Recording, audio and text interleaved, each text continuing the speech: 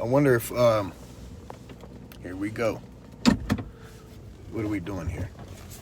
Trying to figure out why or like who is behind or like what's the motivation for, right? Let's just green everything. Let's just make everything green. The motivation for, like, it's a disguise for you know it's a disguise of let's save the planet. Let's keep capitalism but save the planet. And it's because the people who already have privilege want to keep the privilege, and the people who are in charge, the people who own 90% of everything, want to keep the people who have privilege with the privilege, because the 90% of people who already own everything, they want to keep owning everything. So really, at the end of the day, nothing changes materially for the average person.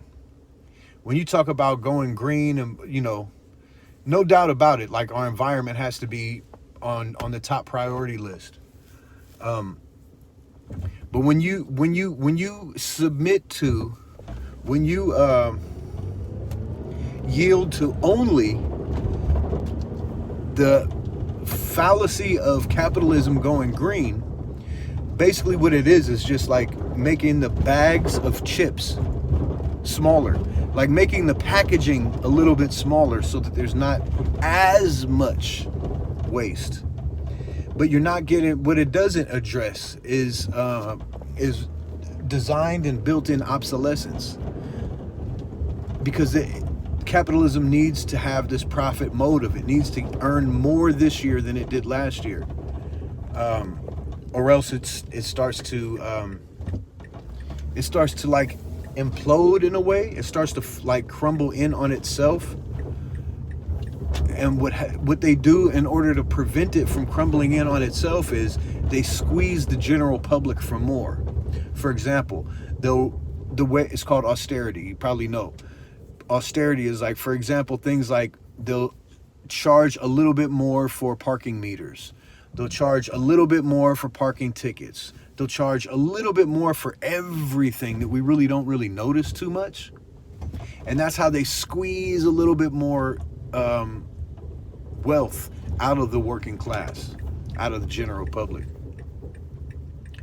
And the people who are like wealthy people, they're like, all right, it's cool. Like a couple more dollars for a parking ticket, or a couple more dollars for less time at a parking meter. They don't give a shit.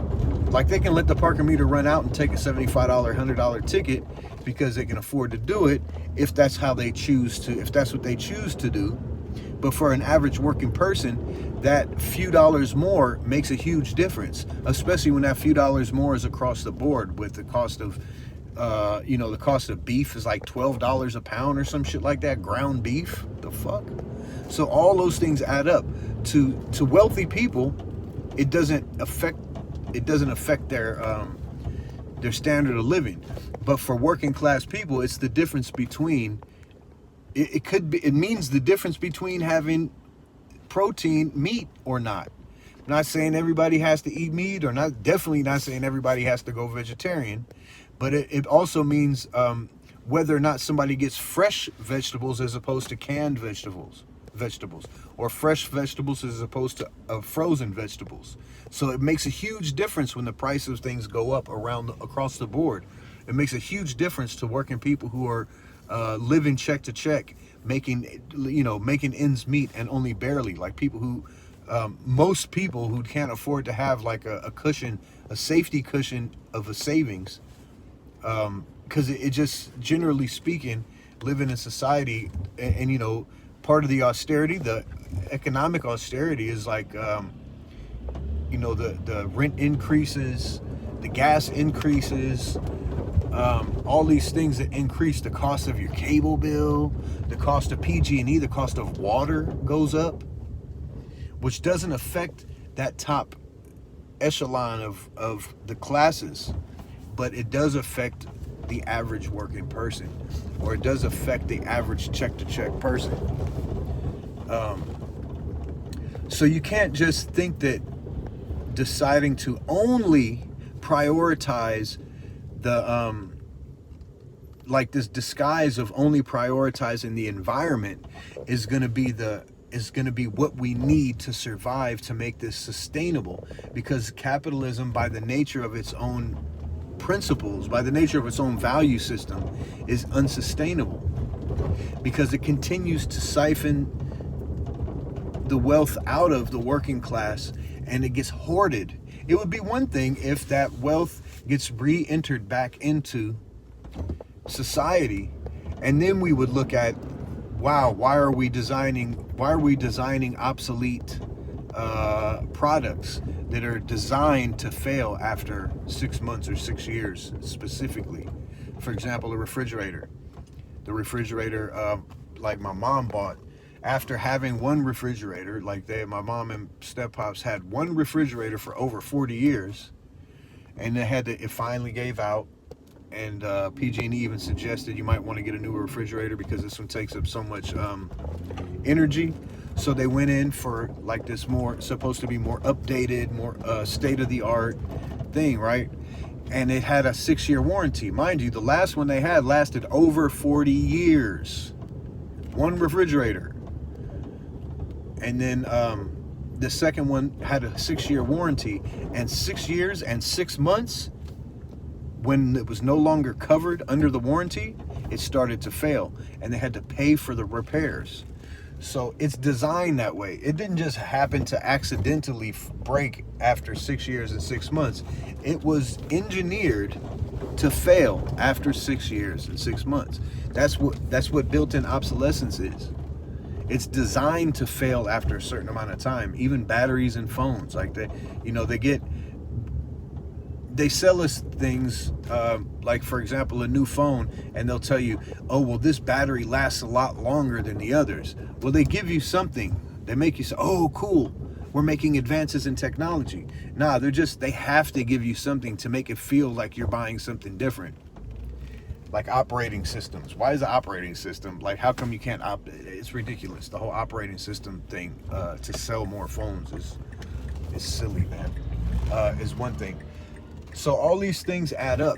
So you got all these new phones. You got to buy a new phone every couple of years, every 4 or 5 years, if you can keep your phone, because it falls, it drops and shatters immediately, because as if they can't make it to where the glass is stronger than, a hair. You drop it from 2 feet off the ground and your whole screen shatters. They can make it better. Like, they can make it designed to last longer. But they don't, because they sell more products with it. And then we get left with this surmounting waste. It's the profit motive of production. The purpose of production being for that top 1% class to hoard more wealth. That's the motivation for our production in society. And what it is, it's actually it actually prevents technology from advancing as far as it could, because they're not thinking about how well they can make a product. They're thinking about how much money can they make off of the product, which isn't doing us, at the end of the day, a decimal point in a computer is not doing anybody any good if that money isn't, or if that wealth isn't being, the resources aren't being reintroduced back into society to uplift everybody's standard of living. And this is not just like only in the United States. This is like, has to be across the board. We go into, less developed countries and mine it for minerals and resources to produce these products of inferiority, produce these products that are designed to crash. You know what I mean? They're designed to crash like sooner than they could. And what happens is we're left with more waste and less resources, and our standard of livings have changed very incrementally.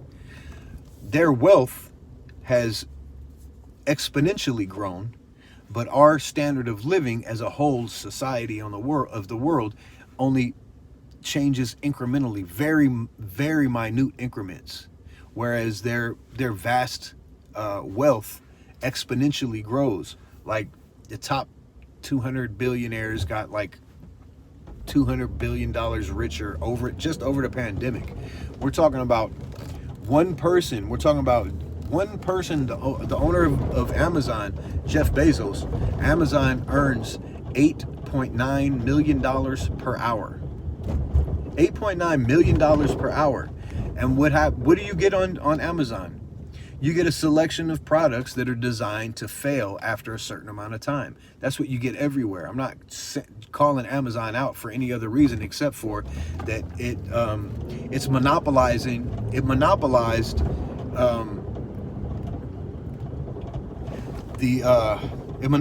the market, so that not even small mom and pop shops can stay open. Even if they say, hey, you might have to pay a little bit more here, but we have a better product. People are like, well, I can't drive all the way over to, for example, San Jose, where this one mom and pop shop furniture store has higher quality furniture, when I could just, because I don't have time to do it because I'm working fucking 50 and 60 hours a week sometimes, so I don't even have time to do it. But Amazon provides something that will suffice you in a temporary situation, because say the table you had bought a year and a half ago, the table broke, like the table leg broke, so you have to get a new table like pretty much right away. And because you're working 60 hours a week, 50 hours a week, you can't get across into another city to buy a good quality product. So you're just like, fuck, I need one now. And boom, Amazon takes that position to sell more inferior products for what seems to be a cheaper price. But with the cheaper price, we're getting more inferior product. 100 years ago,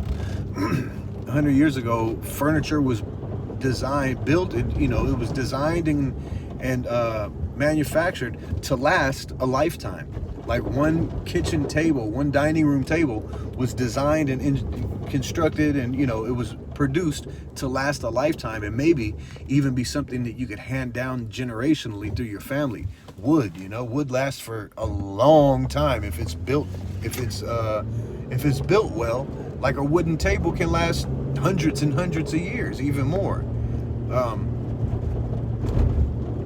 But it's not designed like that anymore. Like the system of capitalism, because it needs to continue to produce, because it's the profit motive is the reason of production.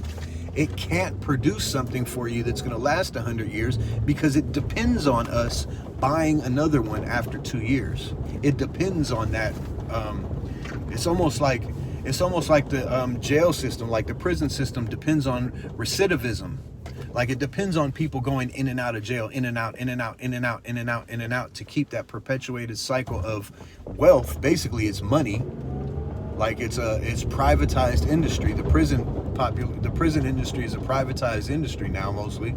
So it depends on people going in and out of jail so that they can basically charge the government for housing inmates, for housing inmates. So does capitalism depend on the cycle of selling inferior products, and so that they break down, so that we have to buy more. I know I'm saying this over and over again, but it's a cycle that the reason that capitalism can't just green its way out of this self-destructive tailspin we're in. The only thing that can change the self-destructive tailspin we're in is by changing the motive of production from profit to what are our common interests. And our common interests, meaning what we're all together as one, and our common interests being like sustainability of the planet, longevity of our resources, and our common essential needs for survival. People shouldn't, we have a system designed. We have I'm not talking about an economic system, but we have a production and distribution system already here that we have a production system already here that can distribute globally. And if we designed, so we already have the means to provide people with our essential survival goods, our essential survival products like food, clothing, shelter, and food, clothing, shelter, education, healthcare. We already have the technology. We already have the industrialized agriculture, the industrialized production and distribution. We already have it, but we have to have the reason that we're producing is for our common interests. What are the things that we all have in common? That's what we take care of first. That's the thing. We take care of what we have all in common first, and then like our jobs, everybody has to work society to keep society going. Of course, we have to have workers to keep society going. And any money that we earn, then we can spend that money however we see fit. To go traveling, to start a business or whatever. And some of the things that we can do, well, there's all kinds of things we can do, but it's the green thing. The reason that capitalists, the status quo, the people who are in charge now are willing to pretend to go green. And actually, the thing about going green is what they do is there's something called pollution credits. So each country, you're allowed to make a certain amount of pollution.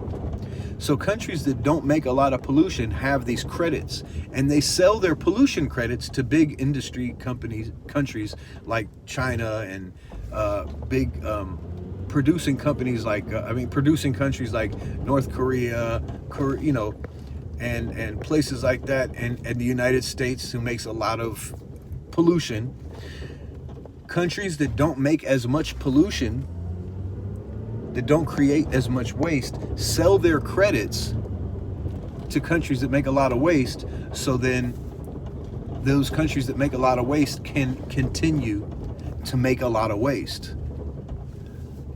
So it's a system that's designed to keep this profit-driven, self-destructive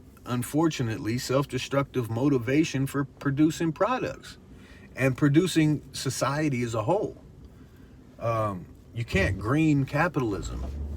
We can address the most acute issues immediately. We can demand to address the most acute issues immediately, but socialism is in our common interest. And by socialism being in our common interest is longevity of the planet, longevity of our resources, longevity of the products we build. Those things are in our common interest. So that's what needs to change. That has to change. It has to, it's obsolete. It does more damage.